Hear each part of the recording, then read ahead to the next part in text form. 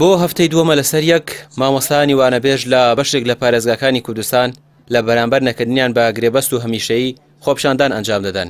لە سلێمانی و هەڵەبجە و ئیدارەی ڕاپەڕین و گەرمیان یادداشتێکی ناڕەزاییان خستە بەردەم لایەنە پەیوەندیدارەکان و داوای دامەزراندنیان کرد. کۆی گشتی مامۆستایانی گرێبەست نزیکەی 7500 مامۆستان و بەسەر سەرجەم پارێزگاکانی کوردستاندا دابەش بوون.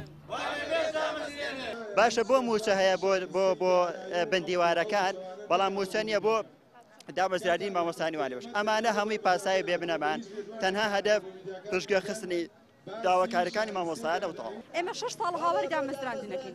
6 ساڵ ئەڵێن ئێمە پایشی گەوری وەزارەتی پەروەردەمان پێکهێناوە لە ساڵ 2025 مامۆستانی وانەبێژ بڵین کەرتی پەروەردەیان ڕاگرتووە.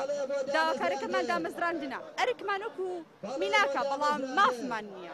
خەمێک لەو چینە مافخوراوە بخۆن و داواکاریەکان وەکو خۆی جێبەجێ بکەن کە بریتە لە دامەزرانی مامۆستایانی وانەبێژ بە هەمیشەیی بێجیاوازی. بۆ ڕای گشتی ڕای دەگەێنین ئێمە بەردەوام دەبین بە فشاری مەدەنیانە لە ئەگەری نهاتن بەدەم داواکاریەکانمانەوە دەستکراوە دەبین لە هەموو جۆرە چالاکیەک و فشارێک تا گەیشتن بە ئامانجەکانمان. لەپاڵ خۆپشاندان و ناڕەزایی مامۆستایانی وانەبێژ فەرمانبەرانی گرێبەست لە سلێمانی و گەرمیانیش خۆپشاندانیان ئەنجامدا. نزیک بە 25,000 فەرمانبەری گرێبەست لە فەرمانگە و دام و دەستگاکانی حکومەت هەیە. بە نیگەرانیەوە باز لەو نادادیە دەکەن کە حکومەت ماوەی زیاتر لە 10 ساڵە بە پاساوی قەیرانی دارایی بەرامبەریان دەیکات. بە هەمیشەییکردنی فەرمانبەرانی گرێبەست نەبەسترێتەوە بە ژمارەی فەرمانبەرانی خانەنشین و لە جێگەدانانیان.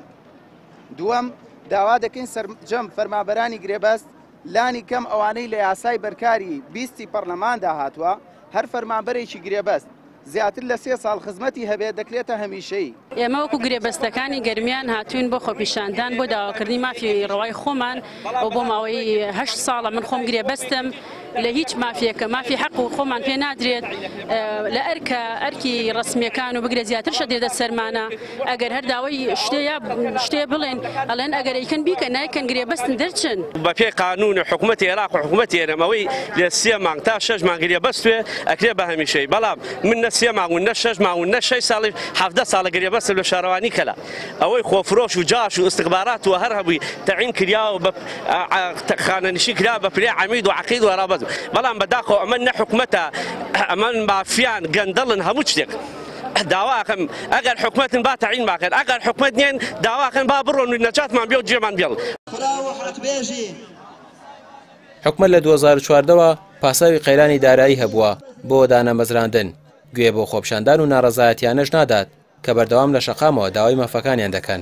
لە کاتێکدا لە ئێستا داهاتی ناوخۆ زیادی کردووە و نرخی نەوتیش بەرز بۆتەوە مامۆستایانی وانەبێژ و فەرمانبەرانی گرێبەست دەڵێن هیچ پاساوێک نەماوە تا حکومەت نەیان کات بە هەمیشەیی و ئەوانش چی دیکە قبوڵی ناکەن و هەڕەشەی بایکۆتی سەرتاسەری دەکەن. ڕەمیار عوسمان، کەناڵی پەیام، سلێمانی.